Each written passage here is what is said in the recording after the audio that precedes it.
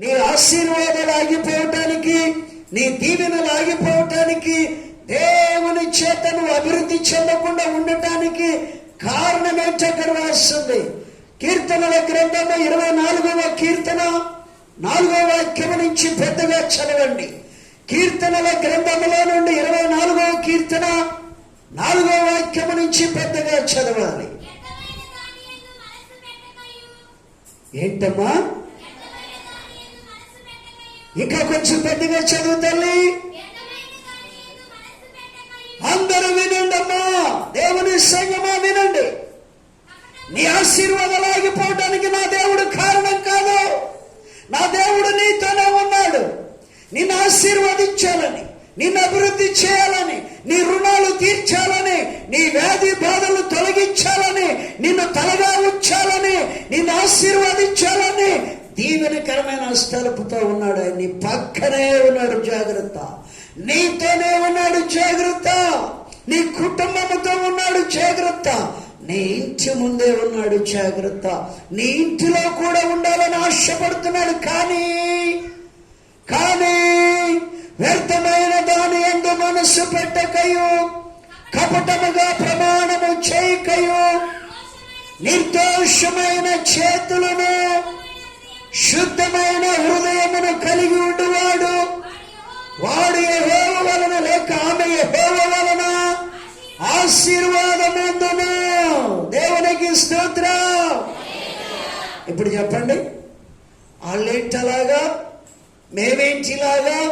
ఆయన మాతో లేడు, ఆయన చెయ్యి చేశాడు అని నిన్ను నువ్వు ఊహించుకుని నీకు తోడై ఉన్న దేవుణ్ణి చూసే నేత్రాలు నీకు లేవు. ఎందుకో తెలుసా? నీ మనస్సు వ్యర్థమైన దాని అందుంది. ఈ లోకములో వ్యర్థమైన వాటి మీద అనేక మంది మనస్సును పెడతా ఉన్నారు. హల్లెలూయా.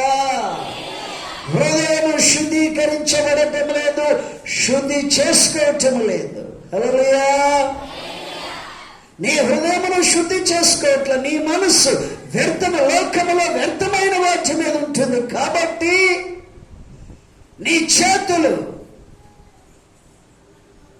నీ ఆలోచనలు అన్ని నిర్దోషమైనవిగా దేవునికి కనబడటం లేదు. హల్లెలూయా. వ్యర్థమైన దాని యందు మనసు పెట్టకయు, కపటముగా ప్రమాణము చేయకయు, నిర్దోషమైన చేతులను శుద్ధమైన హృదయం కలిగి ఉండేవారు యెహోవా వలన, యేసు క్రీస్తు ప్రభుల వారి వలన, పరిశుద్ధాత్మ దేవుని వలన ఆశీర్వాదం పొందుకుంటారు. దేవుడి మీద నేరాలు మోపుతున్నారా? ఏంటో దేవుడు వాళ్ళని ఆశీర్వదిస్తున్నాడు. ఏంటో అంత వాళ్ళకే దీవెనలన్నీ. మేమేం చేసామని ప్రభు మా వైపు చూడట్లేదు. ఎందుకని ఆయన మమ్మల్ని పట్టించుకోవట్లేదు. అందుకే మాకు ఈ స్థితి. ఆయన మమ్మల్ని చేయవదిలేశాడు. అసలు ఆయన మాతో ఉంటలేదు. ఏమి తీర్పిచ్చేస్తూ ఉంటారండి, ఏమి తీర్పిచ్చేస్తూ ఉంటారు, తీర్పు తీర్చేస్తూ ఉంటాము. తప్పు. నీ దేవుడు మాట ఇస్తే నెరవేర్చే దేవుడు. హల్లెలూయా. నీకే నష్టం వచ్చినా, కష్టం వచ్చినా, శోధన వచ్చినా, దరిద్రత వచ్చినా, ఏ విధమైనటువంటి క్షోభను అనుభవిస్తున్నా నీ దేవుని మీద ఎన్నడూ నేరము మోపొద్దు. దేవుని బిడ్డలారా, చేతులు జోడించి చెప్పుతున్నాను, నీకేదొచ్చినా నీవే కారణమని బైబిల్ తేటగా సెలవిచ్చింది. హల్లెలూయా. హల్లెలూయా. నీకే శ్రమ వచ్చినా, శోధన వచ్చినా విడిపించాలని రెడీగా ఉన్నాడు. కానీ నీ మనస్సు ఆయన మీద లేదు, నీ మనస్సు ఆయన మీద అనుకోలేదు. నీ ఆలోచన తలంపులు నీ హృదయానికి ఇష్టమైనవిగా కనబడట్లేదు. కాబట్టి ఆయన చెయ్యాలి, దీవించాలి, ఆశీర్వదించాలని ఆశీర్వాదాలు పట్టుకొచ్చిన దేవుడు, ఆశీర్వాదాలతో వచ్చిన దేవుడు నీ పక్కనే ఉన్నాడు. బయట తీసుకెళ్ళాలి బయట. హల్లెలూయా. ఆశీర్వాదాలతో వచ్చి నీ పక్క నిలబడ్డాడు. అది నువ్వు గమనించలేదు. నీకంత ఆత్మీయ దృష్టి లేదు. కారణము ఏమంటున్నాడు? 24వ కీర్తన 4వ వాక్యములో పెద్దగా చదవండి. వ్యర్థమైన దాని యందు మనస్సు పెట్టకయు, కపటముగా ప్రమాణము చేయకయు, నిర్దోషమైన చేతులను శుద్ధమైన హృదయము కలిగి ఉండేవాడు యెహోవా వలన ఆశీర్వాదముందును. హల్లెలూయా.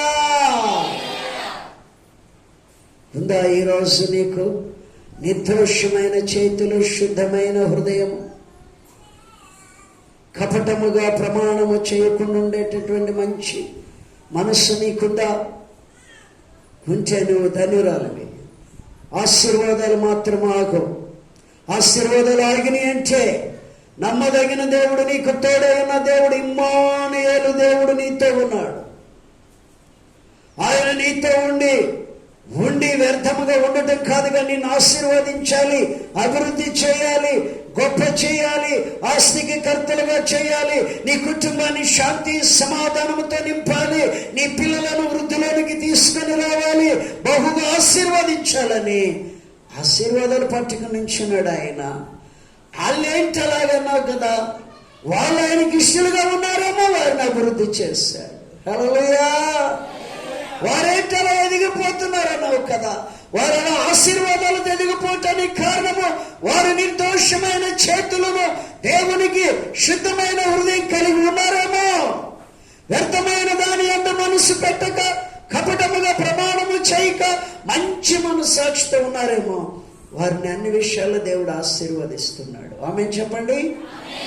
అన్ని విషయాల్లో నా దేవుడు, నీ దేవుడు ఆశీర్వదిస్తున్నాడు. నిన్ను కూడా ఆశీర్వదించాలని నీతో ఉన్నాడు. లేడు అనొద్దు, మమ్మల్ని పట్టించుకోవట్లేదు అనొద్దు. నీ పక్కనే ఉండి ఆయన వేదన చెందుతూ కన్నీరు కారుస్తున్నాడు.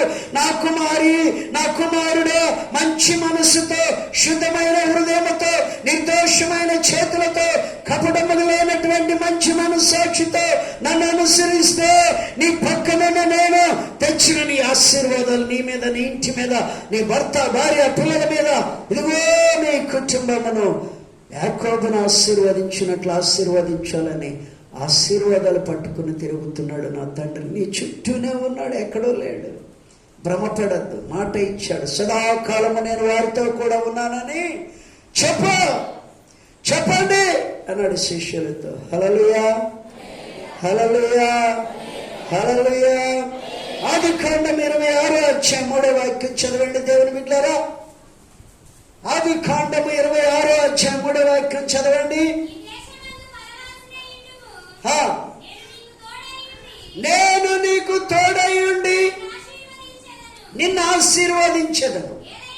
చాలు చాలు చాలమ్మా. ఏమంటున్నాడు అబ్రహాంతో దేవుడు? నేను నీకు తోడై ఉండి. తోడై ఉన్న దేవుడు ఊరికినే తోడుండి మన వెనకాల రావట్లా. నీకేం కొదువుందో చూస్తూ, నీతో ఉంటూ, నీకేం కొదువుందో, నీ కుటుంబంలో ఏం కొదువుందో, మీ భార్యాభర్తల మధ్య ఏ సమస్య ఉందో, ఏ శోధన ఉందో చూసి వాటన్నిటిని తొలగించాలని, నీ కోరికలు తీర్చాలని, నీ అవసరం తీర్చాలని ఆయన నీతో ఉన్నాడు.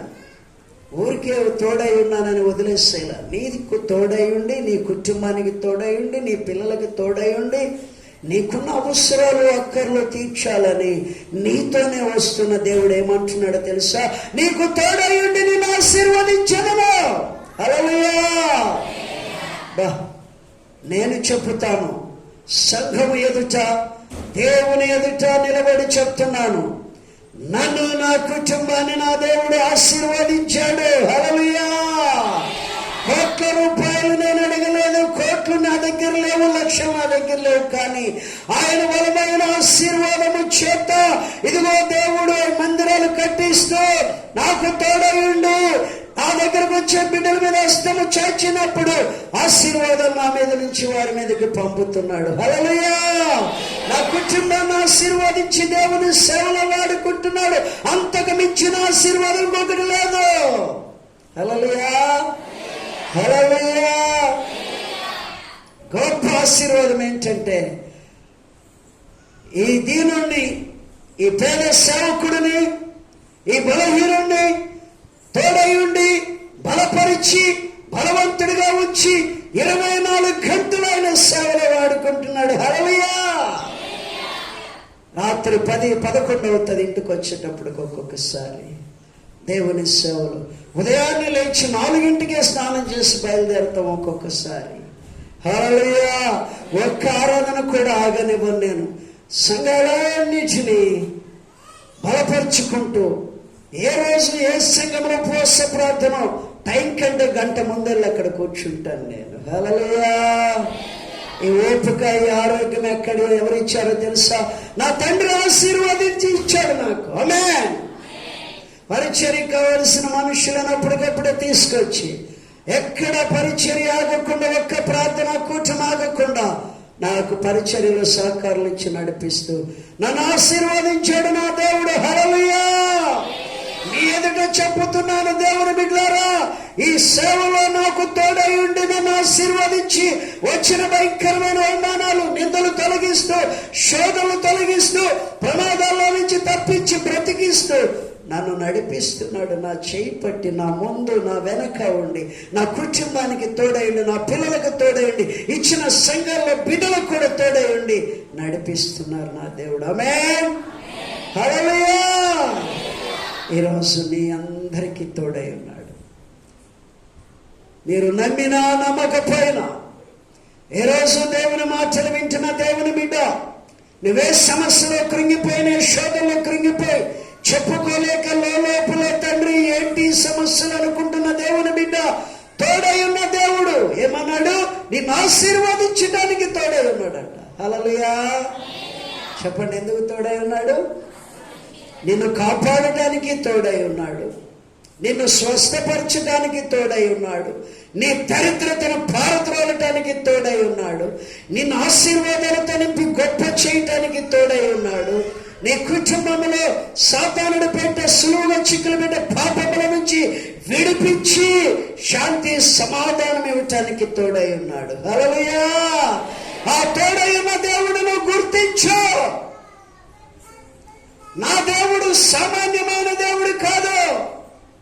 నా దేవుడు నాతో ఉండి, నా పిల్లలతో ఉండి, నా భర్తతో ఉండి, కుటుంబంలో అందరితో ఉన్నాడు. ఉండి మమ్మల్ని ఆశీర్వదిస్తున్నాడు, మాకు స్వస్థతలు ఇస్తున్నాడు, మాకు క్షేమ స్థితిని ఇస్తున్నాడు, మమ్మల్ని ఆదరిస్తున్నాడు, మా దరిద్రత నుంచి విడిపిస్తున్నాడు. కుటుంబంలో ఎప్పుడూ సమాధానము, ఆ సమాధానాన్ని పారద్రోలుతున్నాడు. ఏ శక్తులు మా కుటుంబం వైపు చూడకుండా వాటిని బంధిస్తున్నాడు. నమ్మి నీ దేవుని దగ్గర ఆశీర్వాదించేయని అడుక్కో. కానీ 24వ కీర్తన ప్రకారంగా నువ్వు జీవించద్దు. హల్లెలూయా.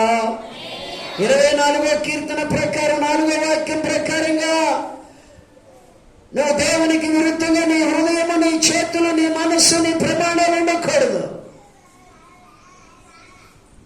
ఆ మధ్య ఎవరో ఒక ఆమె పొరపాటు చేసి భర్త గద్దిస్తూ ఉంటే నిజం చెప్పు అంటున్నాడంట. ఏమేమంటుందో తెలుసా? పిల్లల మీద ప్రమాణం చేస్తుందంట. పిల్లల మీద ఓటు అంటుందట. ప్రమాణాలు చేయబాకండి ఎవరు. హల్లెలూయా. ఆకాశం ఆయన సింహాసనము, భూమి ఆయన పాదపీఠం. ఆకాశమైన సింహాసనం, భూమి ఆయన పాదపీఠము. నీ మాట అవునంటే అవును, కాదంటే కాదన్నట్లుగా ఉండాలి. కానీ ఫ్యాక్ట్ మాట్లాడాలి. కానీ నువ్వెప్పుడు కూడా ప్రమాణాలు చేయొద్దు, ప్రమాణాలు చేయకూడదు. క్రొత్త నిబంధన ప్రకారముగా ప్రమాణములు చేయకూడదు. హల్లెలూయా. పిల్లల మీద ప్రమాణాలు, భర్త మీద ప్రమాణాలు, భార్య మీద ప్రమాణాలు చేయొద్దు. పొరపాట్లు జరిగితే సరిదిద్దుకుని, ఫ్యాక్ట్లు ఒప్పుకుని దేవుని దగ్గర పశ్చాత్తాపడి సరి చేసుకోవాలి. కానీ ప్రమాణాలు చేయబాకండి. హల్లెలూయా. హల్లెలూయా. దేవుని బిడ్డ, నిన్ను నన్ను చూస్తున్న దేవుడు బాగా ఆశీర్వదించాలని చూస్తుంటే, నా జీవితంలో ఆశీర్వాదాలకు అడ్డుబండగా నీ మనస్సు, నా మనస్సు, నా చేతులు, నీ చేతులు దేవుని ఆశీర్వాదాలకు ఆటంకకరంగా ప్రవర్తిస్తున్నాయేమో. నిర్దోషమైన చేతులు ఉండాలంట దేవుడు ఆశీర్వదించే బిడ్డలకు. శుద్ధమైన హృదయం కలిగి ఉండాలంటే దేవుని ఆశీర్వాదాలు రావటానికి. కపటముగా ప్రమాణము చేయకూడదట. హల్లెలూయా, హల్లెలూయా. దేవునికి ఇష్టమైన మనసుతో మనం జీవిస్తే ఏ దోషము లేని వారిగా, అవిధేయతలు లేని వారిగా, పాపము లేకపోవచ్చు.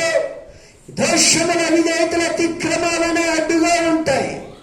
చదవండి, దేవుని ఆశీర్వాదాలకి అడ్డుగా యెషయా గ్రంథం 59:1 ఏం చెప్తుందో చదువుకుందాం. జాగ్రత్త. ఆశీర్వాదాలకి కర్త, ఆశీర్వాదాలకు వారసులు మనం. ఆశీర్వాదాల కర్త మనతో ఉన్నాడు, తోడై ఉన్నాడు.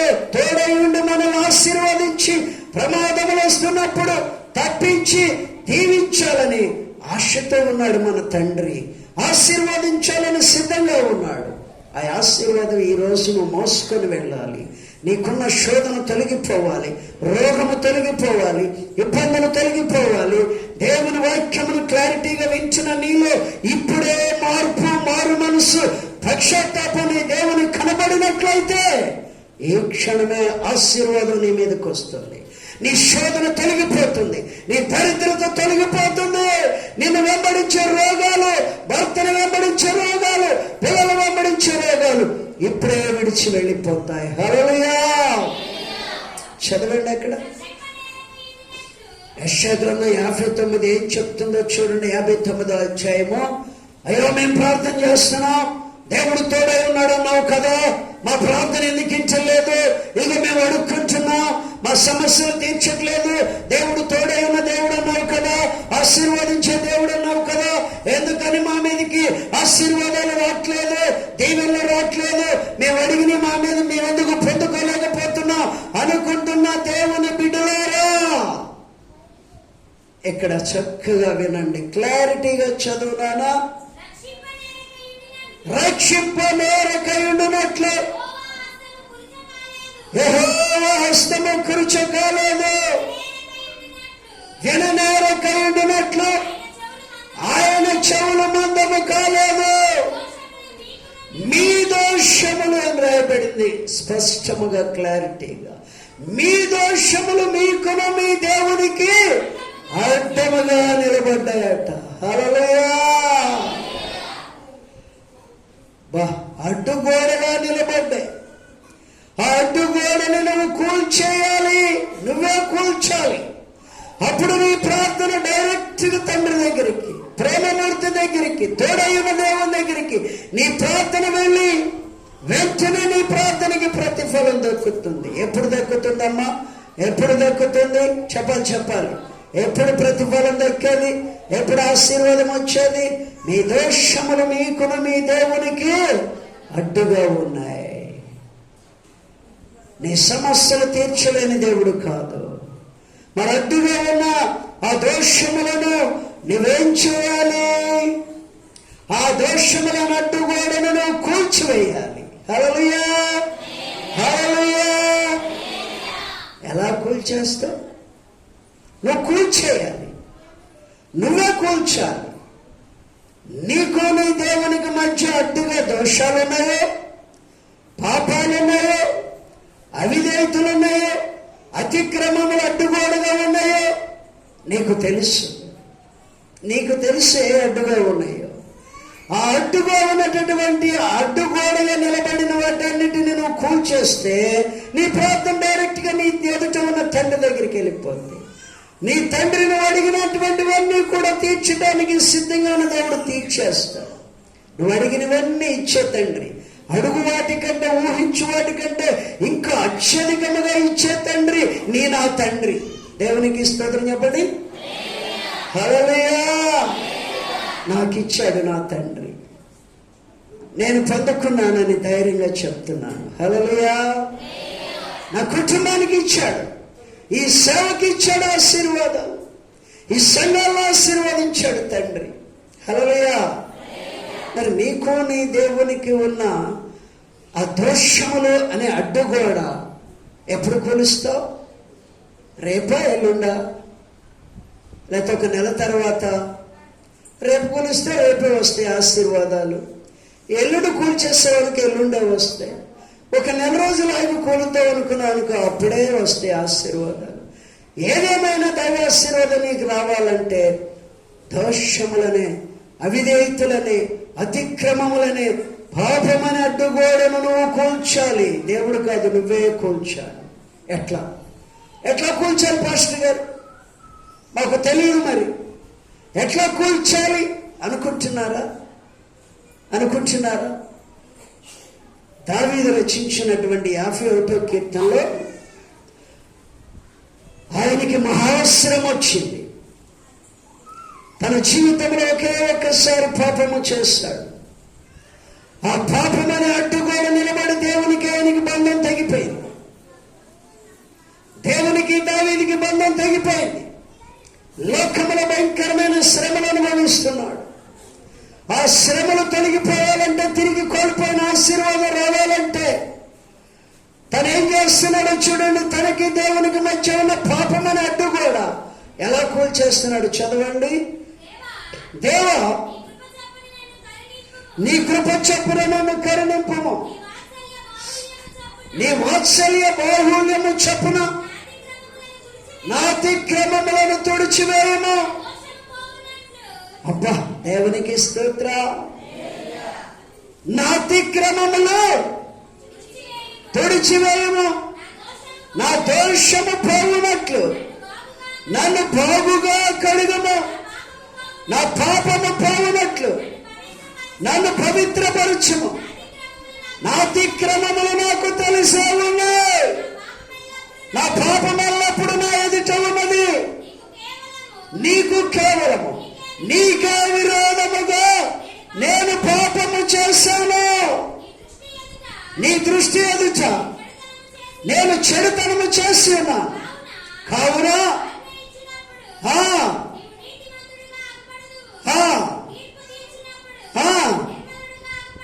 దేవునికి స్తోత్రం, దేవునికి స్తోత్రం, దేవునికి స్తోత్రం. హల్లెలూయా. ఇంకా అంటాడు, నన్ను బాగుగా కడిగయ్యా, హిస్సోపుతో కడిగయ్యా, హిమము కంటే తెల్లగా కడిగయ్యా, నన్ను కడిగయ్యా. ఎప్పుడైతే కడగమని అన్ని ఒప్పుకుంటున్నాడు, ఆ పాపమని అడ్డు కూడా హఠాత్తుగా కోల్పోయింది. ఆమేన్ చెప్పండి, ఆమేన్ చెప్పండి. ఎప్పుడైతే ఒప్పుకుంటున్నాడో, మనోళ్ళు ఎంతసేపు ఏంటంటే ఒప్పుకుంటారండి. నాలో ఏ పాపం చూసాం, నాలో దోషం ఉంది, నాలో అతిక్రమం ఉంది, నాలో ఏముంది అసలు. దబాయిస్తారు కొంతమంది.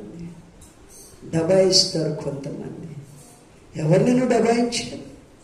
నా దగ్గర డబాయిస్తావేమో, తండ్రి దగ్గర డబాయించగలవా? దావీదు అంతటి సింహాసనం మీద మహారాజుగా కూర్చున్నవాడు అయినప్పటికీ, మహారాజుగా ఆసనం మీద కూర్చున్నవాడు అయినప్పటికీ, ఇదిగో నాతాను ప్రవక్తను పంపించినప్పుడు, దుష్టుడా నువ్వు చేసింది ఏంటి పని అన్నప్పుడు, సింహాసనం మీద నుంచి లేచి, నిజమే నేను పాపము చేశాను, నేను అతిక్రమము చేశాను, నేను దోషము చేశాను, ఇవన్నీ ఇప్పుడు నాకు అడ్డుగా నిలబడ్డాయి, అడ్డుగోడగా నిలబడ్డాయి. నిజమే, ఈ సేవకుని పంపించి, నాతాను ప్రవక్తను పంపించి దేవుడు నన్ను గద్దించాడు, హెచ్చరించాడని లేచి అప్పుడు కీర్తన రాస్తూ, సరిచేసుకుని పశ్చాత్తాపడుతూ, నన్ను కడుగయ్యా, నా పాపములు నా ఎదుట ఉన్నాయి, నేను ఒప్పుకుంటున్నానయ్యా. ఒప్పుకోండి, కప్పుకోవద్దు. ఎప్పుడైనా బ్రదర్సే కానీ, సిస్టర్సే కానీ, ప్రార్థనా బృందమే కానీ, ప్రార్థనా టీం లేక మంచి ప్రార్థనా పనులు, దర్శనాలు చూసేవాళ్ళైనా ఎక్కడైనా పొరపాటు జరిగితే ఒప్పుకోవాలి కానీ కప్పుకోవద్దు. ఒప్పుకోవాలి కానీ 32వ కీర్తనలో ఒక మాట ఉంది, చదవండి. 32వ కీర్తనలో ఒక మాట ఉంది, చదవండి, త్వరగా చదవాలి.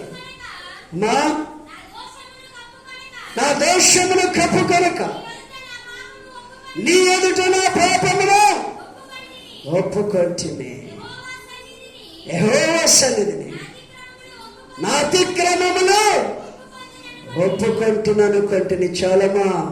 ఎప్పుడైతే కూడా ఒప్పుకుంటున్నాడు దావీదు.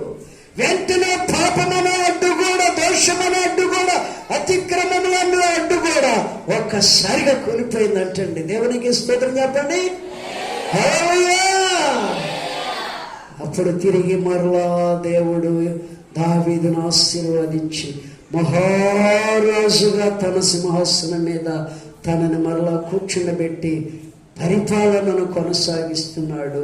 ఇక ఏ శోధన లేదు, ఏ ఇబ్బంది లేదు. కుటుంబంలో సమాధానము, రాజ్యములో సమాధానము, అతని హృదయంలో సమాధానము, దావీదుకు ఆశీర్వాదాలు సమాధానము ఆస్తిక కర్తగా చేసి గొప్పగా నిలబెట్టాడు దేవుడు. దావీదును నిలబెట్టిన దేవుడు నిన్ను నన్ను నిలబెట్టాలని ఈరోజు నీతో నాతో మాట్లాడుతున్న మాట ఒప్పుకొని విడిచిపెట్టి నీ ఎదుట ఉన్నటువంటి పాపపు అడ్డుగోడు, దోషముల అడ్డుగోడు, అతిక్రమముల అడ్డుగోడు, అది ఏ విధమైన అడ్డుగోడు అయినప్పటికీ ఒప్పుకుంటే కుప్ప కూలిపోతుంది. హల్లెలూయా. ఎవరి దగ్గర ఒప్పుకోవాలి? దేవుని దగ్గర. హల్లెలూయా. మనుషుల దగ్గర మనకు పని లేదు, కానీ ఎవరి దగ్గర ఒప్పుకోవాలి?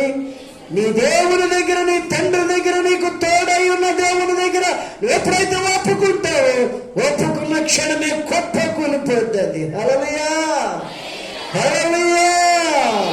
అది ఎప్పుడైతే కుప్ప కూలిపోయిందో నీ కోసం ఆశీర్వాదాలు పట్టుకుని నిలబడిన దేవుడు నీ తల మీద నుంచి దావీదు మీదకి పంపినట్లుగా నీ మీదకి పంపి, యాకోబు మీదకి పంపినట్లుగా నీ మీదకి, నీ భార్య పిల్లల మీదకి, నీ ఇంటి మీదకి పరిశుద్ధమైన, ప్రశస్తమైన, దీవెనకరమైన ఆశీర్వాదాలతో నింపి నీ దరిద్రతను పారద్రోలి. ఇందాకన్నా చూడు, వాళ్ళేంటయ్యా ఆ స్థితిలో, మాకేంటయ్యా ఈ దరిద్రత, మాకేంటయ్యా శాంతి, ఎప్పుడు మా ఇంట్లో ఈ గొడవలేంటయ్యా అనుకుంటున్న నీ కుటుంబంలో ఏదీ లేకుండా వారి మీదకి వచ్చిన ఆశీర్వాదం, వారి మీదకి పంపిన దేవుడు, నీకు తోడై ఉన్న దేవుడు, తోడై ఉండి ఆశీర్వాదాలు ఇస్తానన్న దేవుడు నీ మీదకి పంపిస్తాడు. హల్లెలూయా. నీ ఇంటి మీదకి పంపిస్తాడు. నిన్ను ఒప్పుల బోధలతో చూసే దేవుడు కాదు, దరిద్రతలో చూసే పడుతూ ఉంటే చూసే దేవుడు కాదు. హల్లెలూయా. ఎప్పుడు నీ భర్త నువ్వు డిస్కషన్ చేసుకుని వేదనతో నువ్వు కృంగిపోయే స్థితిలో చూసే దేవుడు కానే కాదు. ఎప్పుడు నువ్వు రోగముతో క్షీణించి కృంగిపోతా ఉంటే చూస్తూ ఊరుకున్న దేవుడు కాదు. ఆశీర్వాదాలు సమృద్ధిగా పట్టుకుని వచ్చాడు, నీకు తోడే ఉన్నాడు. ఆశీర్వాదాలు నీ మీదకి పంపాలని ఆశపడుతుంటే అడ్డుగా ఉంది పాపమని అడ్డుగోడు, అతిక్రమముల అడ్డుగోడు, దోషములను అడ్డుగోడు, ఇంకా ఏ విధమైన అడ్డుగోడు ఉందో నువ్వు పరిశీలన చేసుకుని దావీదు వల్ల నువ్వు ఒప్పుకుంటుండగానే అది గొప్ప కూలిపోద్ది. ఆమేన్. హల్లెలూయా. దావీదు వల్ల నువ్వు పశ్చాత్తాపడి ఒప్పుకుంటుండగానే నీ తండ్రి దగ్గర ఆ అడ్డుగోడ గొప్ప కూలిపోయి ఆశీర్వాదాలు నీ తల మీదకి, నీ కుటుంబం మీదకి, నీ ఇంటి మీదకి వస్తాయి. దేవుని బిడ్డలారా, హల్లెలూయా. మీరెవరో తెలుసా? ఆశీర్వాదాలకి వారసులుగా ఉండుటకు మీరు పిలువబడితిరి అని పేతురు పత్రికలో చక్కగా రాయబడి ఉంది. హల్లెలూయా. దేనికి పిలువబడ్డారంట? మీరు ఆశీర్వాదాలకి వారసులుగా ఉండాలని. ఆయన కుమారుడు సేవాసమునకు మిమ్మల్ని పిలిచిన దేవుడు మిమ్మల్ని ఆశీర్వాదాలకు వారసులు చేయాలని. హల్లెలూయా. ఈరోజు ఇక్కడ సరి చేసుకునే బిడ్డలందరి మీదకి ఆ అడ్డుగోడ కూలిపోయి ఆశీర్వాదాలు నిత్యముగా రాబోతున్నాయి. జాగ్రత్త. ఈ స్థలంలో ఇప్పుడు ప్రతి బిడ్డ పరిశీలన చేసుకోండి. నిన్ను ఏది వెంబడించి కృంగతీస్తుందో, ఏ సమస్య, ఏ శోధన, ఏ ఇబ్బందులు, ఏ దరిద్రత, ఏ అశాంతి, ఏ రోగము నిన్ను వెంబడిస్తుందో, ఏ సమస్యని కుటుంబాన్ని బట్టి శోధిస్తుందో, ఆ సమస్యను అడ్డుగోడ ఈ రోజు నువ్వు కూల్చాలి. నువ్వు ఆశీర్వాదాలతో వెళ్ళాలి. హల్లెలూయా. హల్లెలూయా. మరొక వారం కొన్ని ఆశీర్వాదాల గురించి తెలుసుకుందాం. అందరూ లేచి నిలబడండి. అందరూ లేచి నిలబడండి. దయచేసి దేవుని సంఘం అంతా కూడా నిలబడి ఒక్కసారి నువ్వు నీ ఎదుట నిలబడినటువంటిది అతిక్రమాలను అడ్డుగోడు, పాపములను అడ్డుగోడు, అవిధేయతలను అడ్డుగోడు, దోషములను అడ్డుగోడు, అతిక్రమములను అడ్డుగోడు. అది ఏ అడ్డుగోడు అయినా సరే నీకు తెలుసు. పక్షాత్తాపముతో సరి చేసుకో దేవుని సంగమా. పక్షాత్తాపముతో సరి చేసుకో. దావీదంటున్న నా పాపములు, నా అతిక్రమములు, నా దోషములు నాకు తెలిసే ఉన్నాయ్యా. అయ్యా నాకు తెలిసే ఉన్నాయి. వీటి నుంచి నన్ను కడగండి, హిమము కంటే తెల్లగా కడగండి, హిస్సోపుతో కడగండి. అయ్యా నన్ను కడగండి కడగండి కడగండి అంటున్నప్పుడు ఆ పాపము, దోషము, అతిక్రమములను అడ్డుగోడలు ఒక్కసారిగా కుప్పకూలిపోయాయి. దేవుని అభిషేకము, దేవుని ఆశీర్వాదం, దేవుని దీవెన దావీదు మీదకి వచ్చింది. దేవుని బిడ్డలారా, ఒక్కసారి నేను పరిశీలన చేసుకో. ఒక్కసారి నువ్వు పాపమనట్టు కూడా, దోషమనట్టు కూడా, అవిధేయతలనట్టు కూడా, ఇది అతిక్రమములనట్టు కూడా, అది ఏ అడ్డు కూడా నీ ముందు నిలబడి నీ ఆశీర్వాదాలు రానియకుండా, దీవెన రానియకుండా, దేవుని సమాధానం కుటుంబంలో రాకుండా, ఆర్థిక సమస్య నుంచి విడుదల పొందలేకుండా ఏది చేస్తుందో పరిశీలన చేసుకుని ఆ పాపము, అతిక్రమ, అవిధేయతలను అడ్డుగోడను నువ్వు ఇప్పుడు కన్నీటి ప్రార్థన ద్వారా కడుక్కుంటూ పశ్చాత్తాపడుతూ నువ్వు కూల్చేయాలి.